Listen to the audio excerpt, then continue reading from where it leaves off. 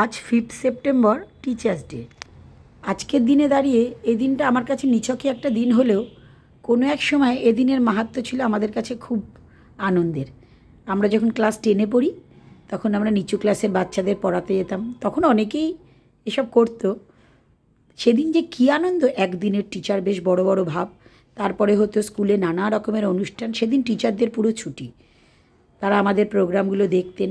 ভীষণ আনন্দের একটা দিন ছিল সেদিন আমাদের। আজকে না আমি বাচ্চাদের স্কুলে যেতে দেখে, আমার বাড়ি যেহেতু স্কুলের কাছে, সেই পুরোনো দিনের কথা মনে পড়লো।